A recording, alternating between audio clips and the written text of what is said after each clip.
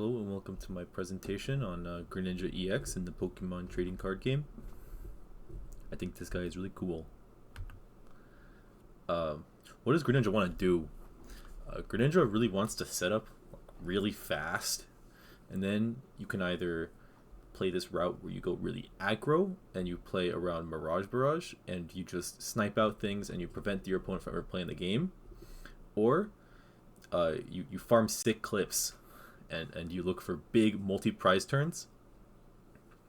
Moving forward, I might refer to A as playing aggro and B as like defense mode. How do we go fast?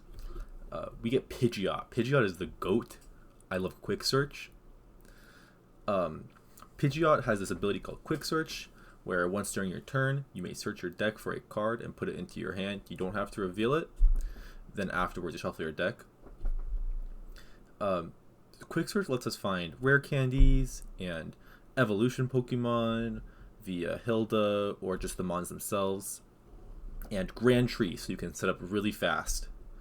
And then late game, it pulls out combo pieces like Ignition Energy and Boss, Briar, Countercatcher, Dusknoir, anything to let us close out games. So, might be asking, what is Grand Tree?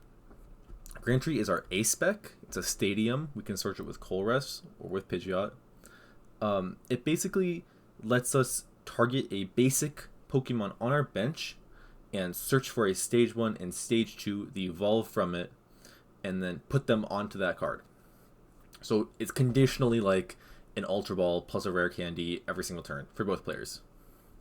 It's really big because unlike Ultra Ball and rare candy, you cannot Badoo it or Frillish it or Jellicent it. But it has some limitations, like you have to have both of those cards in your deck. Ghosts. These are kind of like the final piece of our deck. It's a really flexible card. It does a lot of things. It helps us either fix math on our active Pokemon, for example, because Greninja doesn't really do a lot of damage. So Curse Blast lets you knock out Dusknoir to put 130 damage on any of your opponent's Pokemon. This lets Greninja hit for 300 damage on Shinobi Blade or 250 on Mirage Barrage. Sometimes you can also just pop things that are under 130. For example, Shaman has under 130 HP, so you can use Dusknoir to take out the Shaman and then start hitting the bench. You can also use it to activate Countercatcher or Briar, which are two really strong combo cards. Countercatcher is like Boss's Orders, but it's on an item and only works if you have more prize cards remaining. Dusknoir knocks itself out, so you can give your opponent a prize card. And Briar makes it so that if on that turn, if your opponent has exactly 2 prizes remaining when you activate the card, their active Pokemon will give 1 more prize card when knocked out by your Greninja. Basically, Ghosts or Dusknoir and Dusclops enable Burst. They do a lot. They help us win games. So our fast / aggro mode, we have a really good matchup into stage 2 decks because we are really fast.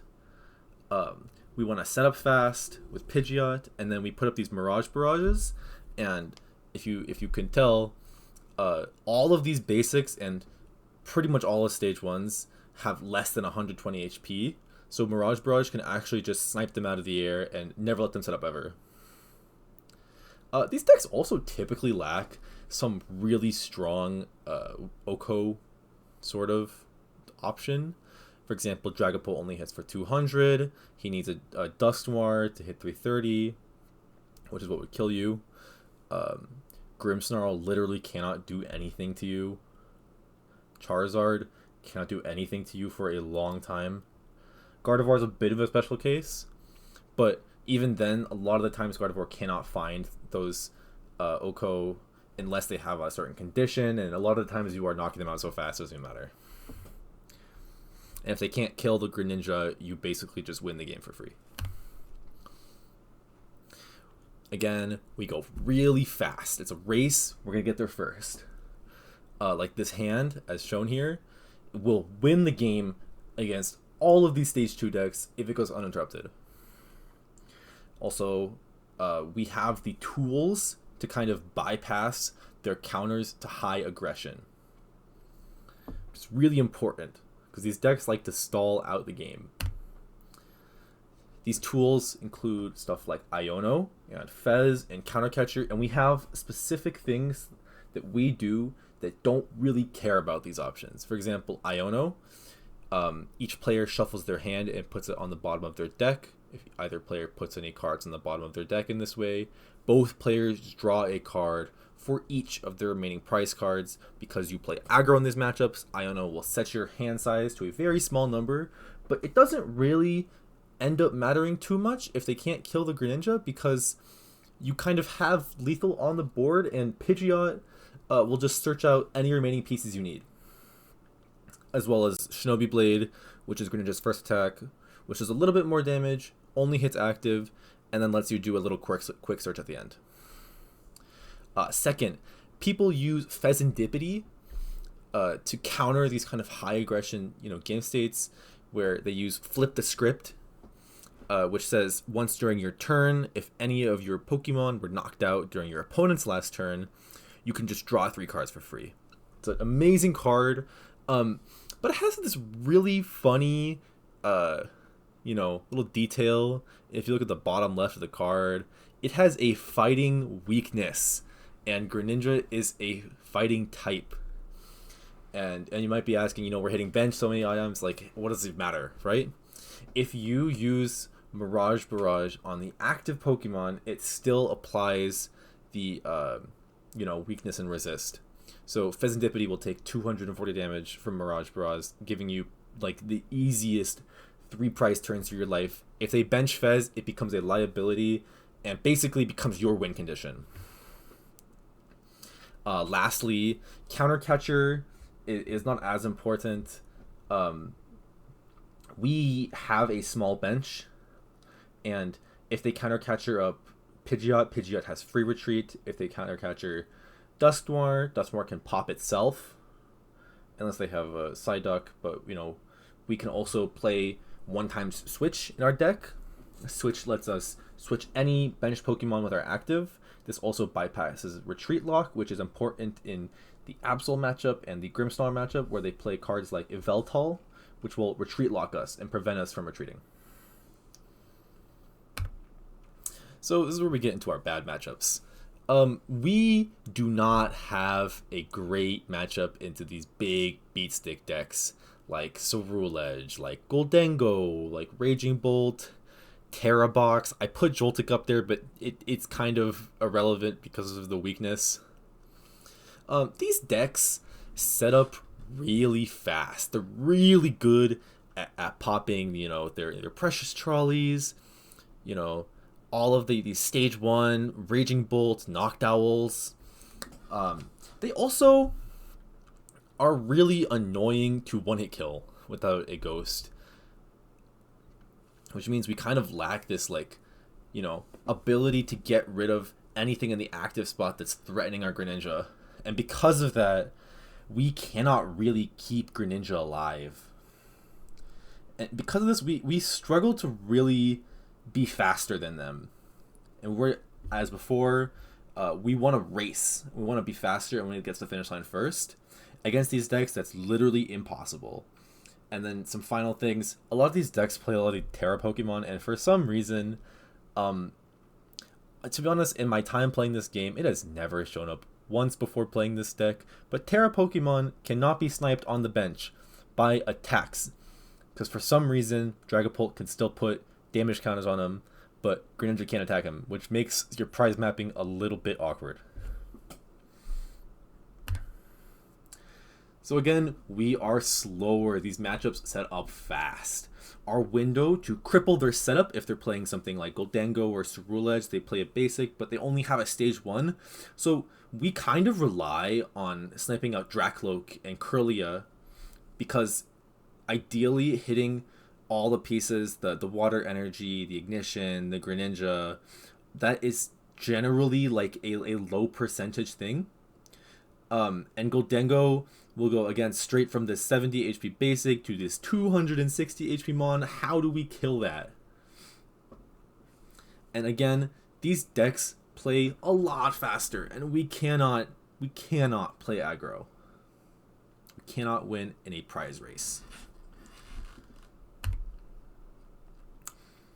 These decks also just deal, again, big damage. Make It Rain, Bellowing Thunder. I don't know what Cerulege's attack is called, but it does a lot of damage. And because of this, we have to commit resources to declaring new Greninjas every single turn that they knock us out. And because of this, we have to commit Arvins, we have to commit Quick Searches to Ultra Balls, you know, all of these pieces that we could be using to grab other things like Briar, like Countercatcher, like Dusknoirs, and instead we are using it on Greninja. And it's like, when you're using your search tools to just stay alive, you end up losing resources to close out games. Because we're a combo deck. We want specific pieces. And again, spoiler, the only way you can win is by comboing and clip farming and taking these big, gigantic turns. So how do we get around this? We have to cosplay Dragapult, another deck that takes really big prize turns. So we have a few tools for that. We have Badoo with Itchy Pollen. This is the single most important card in all these matchups because it slows them down and lets us set up and gives us an extra turn, maybe 1 turn, maybe 2 turns. If you can buy 2 turns with Badoo, you might just win the game off of that. Second, we run a single Iono and a Pal Pad. We have 1 Iono, we gotta make it count. Or maybe 2. Iono will disrupt things like Noctowl because they run Fan Rotom and they'll put them in their hand. Iono can also disrupt large hands from like Bolt or Ceruledge. They can't draw that many cards as long as you kill something. And then we have to put damage up on the board because we can't really realistically take up, 6 prizes in 1 turn off of, full HP mons. That's just not possible. So to activate this kind of, big prize, 5 prizes, 4 prizes in a turn, we need to already have taken 1 prize because, again, it's really hard to get 6 prizes in 1 turn. We need to put some damage on these 2 prizers so that we can actually kill them with Mirage Barrage. We need a Countercatcher to gust up something that we can actually kill. Obviously sometimes we cannot kill the active and we cannot put damage on it. Sometimes we put something really big in the active. We can't really, get around a Dragapult with it or, something with a lot of HP, right? We want a Dusknoir. Again, this high burst option. And lastly, we can use Briar. Obviously we don't need all of these, but we love these high burst options because they allow us to close out games from, again, 4 or 5 prizes. These setups, again, like you don't need literally all of these cards. Sometimes you just need the Countercatcher. Sometimes you just need, the Briar. Sometimes you just want like the Dusknoir and the Briar, etc., etc.